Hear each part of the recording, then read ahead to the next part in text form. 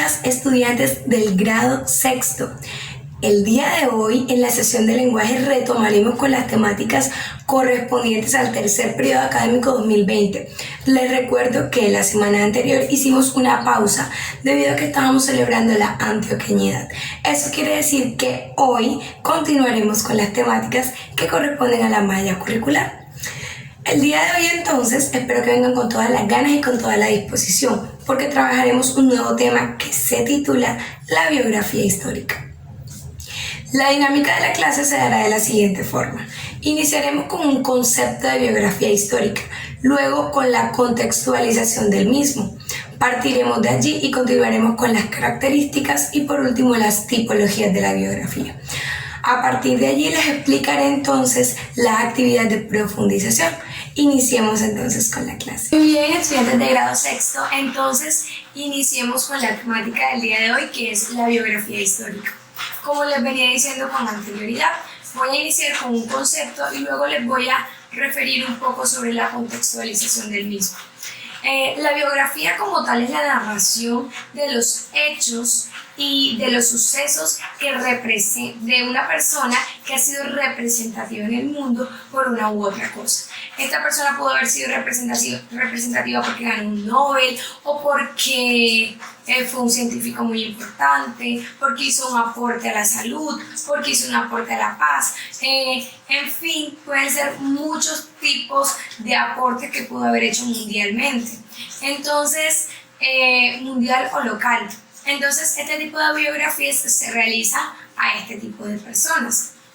Ahora bien, la biografía se considera una narración que hace parte del género literario. Sin embargo, hablamos de biografía histórica que no es tan famosa y perdió como la potencialidad, perdió la oportunidad de surgir a finales de la Segunda Guerra Mundial, porque la biografía histórica es una narración, pero que es realizada por profesionales que son historiadores, son personas profesionales de este medio que se encargan de estudiar la historia misma, sus hechos, sus sucesos, con fechas establecidas. No es, en este caso, una producción literaria escrita por una persona y editada, no, sino que es producida por personas que se encargan de estudiar la historia, los hechos concretos, los sucesos concretos. Por eso se llama biografía histórica.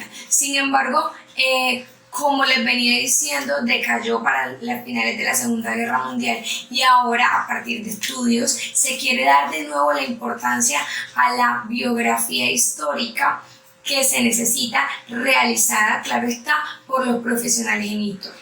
Conociendo eso un poco, podemos entonces continuar hablando de las características de la biografía. Iniciemos con la primera característica y es que son investigaciones histórico-literarias que se encargan de dar a conocer los sucesos más relevantes de la vida de un personaje que ha sido fundamental o que ha sido representativo en el mundo. Por eso les digo, también existe la biografía histórica, solamente que estos hechos de la biografía histórica, más que una narración literaria, son hechos y sucesos específicos que son comprobables y que son estudiados por personas que son profesionales en este ámbito o en esta rama. Ahora bien, también es necesario decir que los hechos, los sucesos que se cuentan, las narraciones que se dan en la biografía histórica son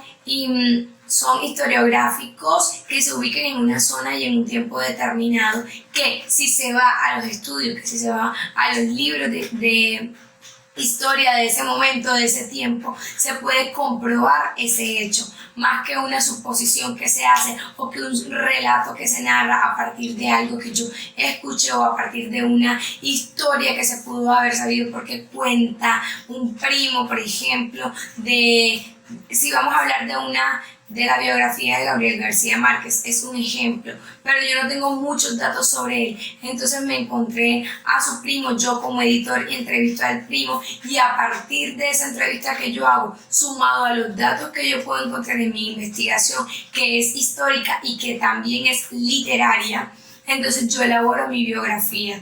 literaria. Sin embargo, cuando hablamos de una biografía histórica, estamos hablando más de hechos concretos y de hechos que son comprobables, no de narraciones que en ocasiones también pueden ser inventadas.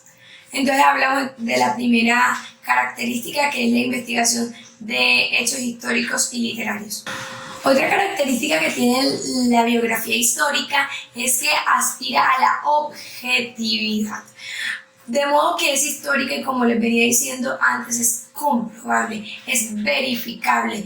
Esos hechos los podemos observar, los podemos verificar cuando los leemos en otro lugar. No son inventados, no son narraciones, no son cuentos. No es que me dije, te estoy contando porque me dijeron, no.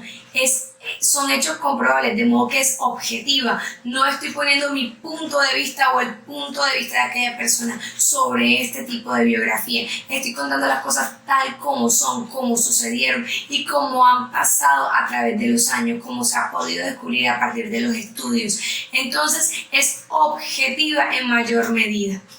Una tercera característica de la biografía histórica es que es usualmente extensa. No tiene tampoco como una cantidad de palabras o cantidad de páginas que debe escogerse para narrarse este tipo de biografía. Es usualmente extensa porque cuenta hechos y cuenta sucesos que han ocurrido a través del tiempo en la vida de una persona que ha sido representativa para el mundo, que ha sido representativa mundialmente, y este tipo de hechos son verificables, de modo que es usualmente extensa. Entonces, de las tipologías de la biografía, encontramos en primer lugar la biografía autorizada.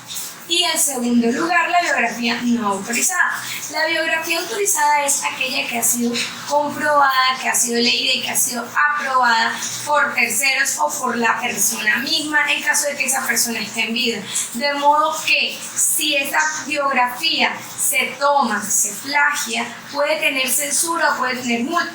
La biografía no autorizada es la que se realiza por el biógrafo, es decir, la persona que está escribiéndola, y ese tipo de biografía recae la responsabilidad completa sobre ese biógrafo, es decir, por la biografía que elaboró y si tenía derechos de autor o no tenía derechos de autor. Tenemos entonces otros tres tipos de biografía, que es la autobiografía, la biografía común y la biografía falsa. La autobiografía es el caso en el que la persona misma, el personaje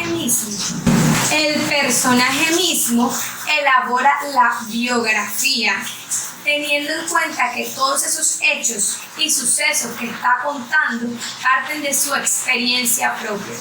La biografía normal es la que conocemos normalmente, que es escrita por una tercera persona, una persona que es ajena a aquel a que está representando o de quien está contando su vida. Y tenemos por último la autobiografía falsa, que es un caso muy extraño que no se da usualmente, pero ocurre y es necesario que lo conozcan cuando las personas escriben su propia biografía a partir de narraciones y recursos que son inventados. Es más literaria que histórica. Conociendo ya tipologías, conociendo ya parte de las características, hablemos un poquito sobre la estructura de la biografía. Inicia también, como todo tipo de texto, que estamos acostumbrados, con una introducción, un desarrollo y un desenlace. En la introducción vamos a encontrar aspectos como el nacimiento, fecha de nacimiento, lugar de nacimiento, o aquellos aspectos que son más importantes y más relevantes, aquellos por lo que es más conocido ese personaje. En el desarrollo vamos a agregar todos los detalles que nos permiten profundizar en la vida de ese personaje. Y por último, en la conclusión, que no es realmente una conclusión, sino también un complemento de esa información, porque como estamos haciendo una biografía que es escrita en tercera persona y es objetiva, no estamos agregando una idea, una posición o una reflexión propia, simplemente estamos dando detalles. De modo que en la conclusión lo que vamos es agregar aquellos detalles o aquella información que nos permite complementar toda la información que estamos dando en el inicio y en el desarrollo. Conociendo así, los invito a realizar la actividad de profundización que consiste en un pequeño cuestionario de preguntas de opción múltiple, única respuesta. Recuerden también realizar las actividades de ortografía y las preguntas y las palabras de cultura general. Eso ha sido todo por el día de hoy. Espero que estén excelentes. Hasta luego.